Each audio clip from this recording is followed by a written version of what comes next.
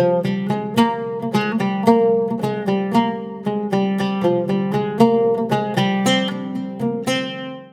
Friends, welcome to great Indian kitchen. நம்ம இன்னைக்கு பரோட்டா கடை சால்னா எப்படி செய்கிறதுன்னு பார்க்க போகிறோம். இது பரோட்டாக்கு மட்டும் இல்லை, இட்லி, தோசை, சப்பாத்தி, அப்புறம் பிரியாணி கூடலாம் வச்சு சாப்பிட்றதுக்குமே பக்கமான சைடிஷாக இருக்கும். கம கமனு வாசனையோட இந்த ருசியான சால்னாக்காகவே இன்னும் கொஞ்சம் எக்ஸ்ட்ராவாக சாப்பிட்லான்னு தோணுங்க. இதை செய்கிறதும் ஈஸி தான், ஸோ மிஸ் பண்ணாமல் வீட்டில் செஞ்சு பாருங்கள். இப்போ வாங்க இதை எப்படி செய்கிறதுன்னு பார்க்கலாம். ஃபஸ்ட்டு ஒரு கடாயில் 1 டேபிள் ஸ்பூன் எண்ணெய் சேர்த்துக்கோங்க.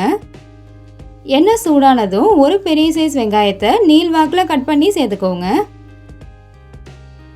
கூடவே கொஞ்சமாக உப்பு சேர்த்து நல்லா வதக்கிக்கோங்க.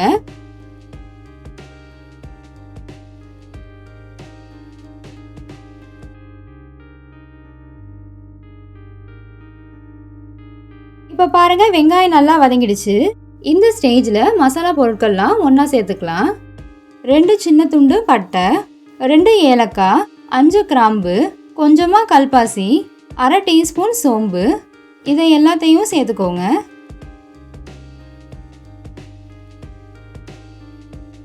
கூடவே அரை கப் அளவு தேங்காய் துருவல், 7-8 முந்திரி பருப்பு சேர்த்துட்டு ஸ்டவ்வை மீடியம் ஃப்ளேம்லேயே வச்சு நல்லா வதக்கிக்கோங்க.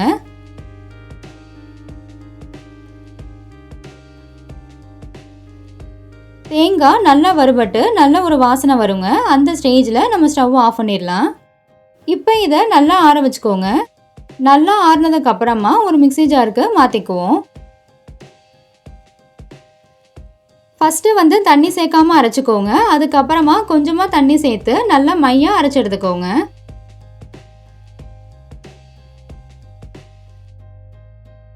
பாருங்க, இந்த மாதிரி. இது ஒரு ஓரமாக இருக்கட்டும். அடுத்து அதே கடாயில் 4 டேபிள் ஸ்பூன் எண்ணெய் சேர்த்துக்கோங்க. இந்த ரெசிபி பொறுத்த வரைக்கும் எண்ணெய் கொஞ்சம் அதிகமாக இருந்தால் தான் நல்லாயிருக்கும், ஸோ நிறையா சேர்த்துக்கோங்க. எண்ணெய் சூடானதும் 2 பிரியாணி இலை, அரை டீஸ்பூன் சோம்பு சேர்த்துட்டு நல்லா கலந்து விட்டுருங்க. ரெண்டுமே நல்லா பொரிஞ்சதும் ஒரு பெரிய சைஸ் வெங்காயத்தை நீள்வாக்கில் கட் பண்ணி சேர்த்துட்டு நல்லா வதக்கிக்கோங்க.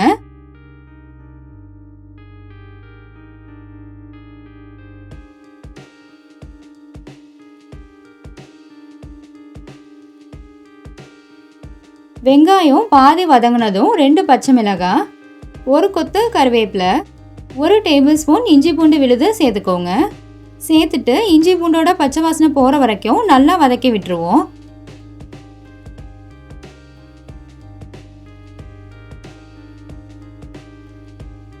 இப்போ இஞ்சி பூண்டோட பச்சை வாசனையெல்லாம் போயிடுச்சு. இப்போ இதில் தக்காளி சேர்த்துக்கலாம். 2 மீடியம் சைஸ் தக்காளியை மிக்ஸி ஜாரில் சேர்த்து நல்லா அரைச்சிட்டு எடுத்திருக்கேன். அதை இது கூட சேர்த்துடலாம். நம்ம தக்காளியை பச்சையாகவே அரைச்சிருக்கோம், ஸோ அதோட பச்சை வாசனை போகிற வரைக்கும் இந்த எண்ணெயிலேயே நல்லா வதக்கி விடுங்க.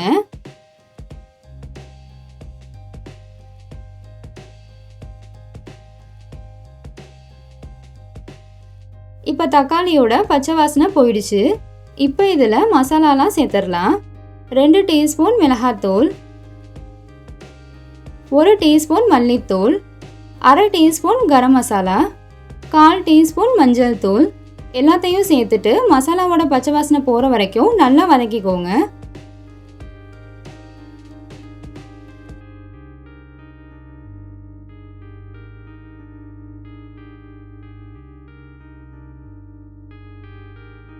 அடுத்ததா நம்ம ஏற்கனவே அரைச்சி வச்சிருக்கோம்ல மசாலா பேஸ்ட், அதை இப்போ இது கூட சேர்த்துருவோம். சேர்த்துட்டு நல்லா மிக்ஸ் பண்ணிடுங்க. இதை நம்ம ஏற்கனவே வதக்கி தான் அரைச்சிருக்கோம், அதனால் திரும்பவும் ரொம்ப நேரம் வதக்கணும்னு அவசியம் கிடையாது. ஒரு 2 நிமிஷத்துக்கு வதக்கினாலே போதும்.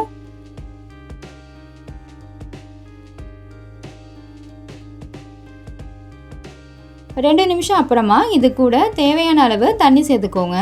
நான் 2.5 கப் அளவு தண்ணியை மசாலா பேஸ்ட் அரைச்ச மிக்ஸி ஜார்லையும் ஊற்றி நல்லா கலக்கிட்டு சேர்த்துருக்கேன்.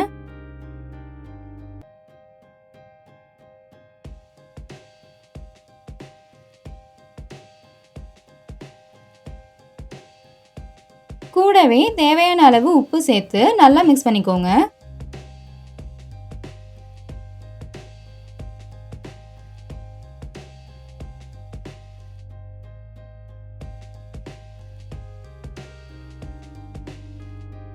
இப்போ நல்லா கொதி வர ஆரம்பிச்சிட்டு இப்போ மூடி போட்டு மூடி ஒரு 10லேருந்து 15 நிமிஷம் போல் நல்லா வேக வச்சுக்கோங்க.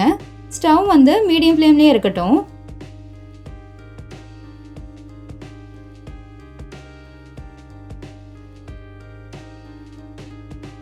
இப்போ 15 நிமிஷம் ஆயிடுச்சு. பாருங்க, அழகா எண்ணெய் பிரிஞ்சு வந்திருக்கு. இந்த ஸ்டேஜில் கொஞ்சமாக நறுக்குன மல்லி இலை சேர்த்துட்டு நல்லா கலந்துட்டு நம்ம ஸ்டவ் ஆஃப் பண்ணிடலாம்.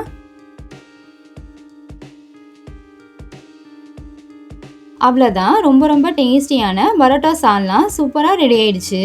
இதோட சுவையாக இருக்கட்டும், மணமாக இருக்கட்டும், அப்படியே ரோட்டு கடைகளில் கிடைக்கிற பரோட்டா சால்னா மாதிரியே இருக்கும். ஸோ நீங்களும் கண்டிப்பாக உங்கள் வீட்டில் செஞ்சு பாருங்கள். செஞ்சு பார்த்துட்டு எப்படி இருந்துச்சுன்னு கமெண்ட் செக்ஷனில் சொல்லுங்கள். வீடியோ பிடிச்சிருந்தா லைக் பண்ணுங்கள், ஷேர் பண்ணுங்கள், சப்ஸ்கிரைப் பண்ணுங்கள். தேங்க்யூ, பாய்.